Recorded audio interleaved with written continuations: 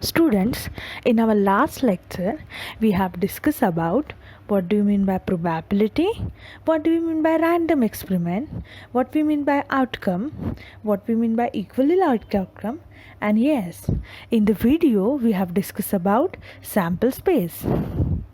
Now today, we are going to discuss about what we mean by event. Let's see the meaning of event. A set of favorable outcomes of a given sample space is an event. Now you must be having a question, what is the meaning of favorable outcomes? Let's see. The outcomes satisfying particular condition are called favorable outcomes. For example, if we are tossing a coin, then our satisfying condition, that is tossing coin, will be satisfied with the outcomes head and tail. Hence, head and tail are favorable outcomes. So, we have seen the meaning of what is the favorable outcome and what is the event. So, let's see few more characteristics of event. So basically, event is a subset of sample space. Events are generally denoted by capital letters A, B, C, D, etc. For example, if two coins are tossed and A is the event of getting at least one tail, then favorable outcomes are, as our condition is we should have at least one tail. So that means each outcome or each sample point should have one capital T, that is one T in them.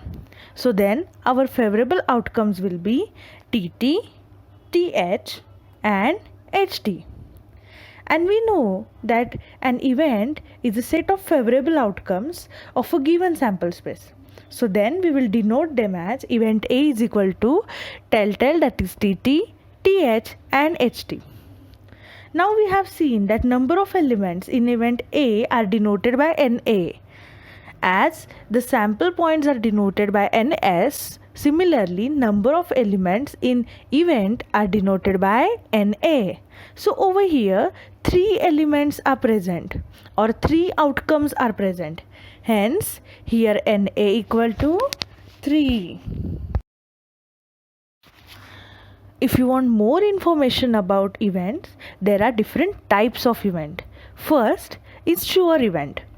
That means when we are sure about the event, then we say that the event is sure. For example, if I have written a very good paper, so I will pass is the sure event. Impossible event. Let's take the example of tossing 2 coins.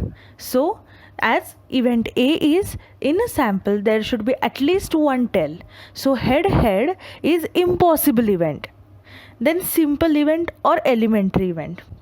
Elementary event is the event which contains only one element. For example, if we take the event of tossing 2 coins, and our event A is we should have tail on both the coins. So our sample space will be TT.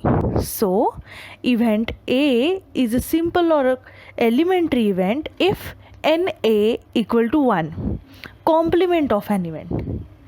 The elements which are present in a sample space but not present in the given event, we say that elements are present in complement of an event, as A plus A complement will give you the whole sample space. For example, if we take the example of tossing 2 coins, then our 2 coins sample space will be TT, HH, TH and HT. But our event is we should have at least one tail. So our event A becomes TT, TH and HT. But HS is present in a sample space but not present in the event A. So A complement event will contain the element HH. So A complement plus event A will give you the sample space. Mutually exclusive events. The events which contains nothing common in between them, then we say that the events are mutually exclusive events and exhaustive events. The events which are having a subset of one of them, then we say that events are exhaustive events. Now children, you don't have these types in detail right now. Right now we will discuss about how to write the event by fulfilling the condition, that means by seeing the favorable outcomes. Let's see the first example. Let's see the example 1.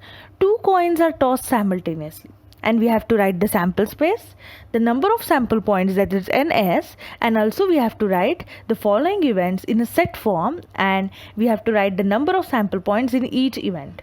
First we will start by making the sample space. So the event is 2 coins are tossed simultaneously. So the experiment given is 2 coins are tossed simultaneously. So the sample space for the experiment will be head head, that is HH, HT, TH and TT. And number of sample points is 4 elements are present. So NS is equal to 4. Now let's see the condition for event A. At least one head should be there. Students, in the question they have written at least one tail. But actually over there should be one head. So condition for event A is at least one head. Therefore our event A will be HH, at it contains both heads. At least means at the most it can contains 2 heads also. So HH, then HT, it contains one head, and TH, it contains one head. So our sample space is HH, HT and TH for the event A. As there are 3 elements in event A, so NA equal to 3. Now let's see the condition for event B. There is only one head. So the sample space should have the pairs with only one edge. So you can recognize it correct. There are 2 pairs, HT and TH. Therefore NB equal to 2. Now let's see the condition for event C. At most one tail. When there is at least, then we say that one and more than one. But when there is at most, that means maximum there can be one tail. So at least means less than or equal to, and at the most, at least means greater than and equal to, and at the most means less than or equal to. So there can be only one or a 0 tail. 2 tails are not allowed, as at the most there can be only one tail. So our sample space or event will be head head, as it doesn't contain any tails, so 0 tails. Then head T, it contains one tail, and T head, that is tail head, it contains one tail. So 3 elements are there, so NC equal to 3. Now the condition 4 is no head. So there should not be head, that is H, in the sample. So we will have only one element, that is TT. So ND equal to T. I think first example is clear.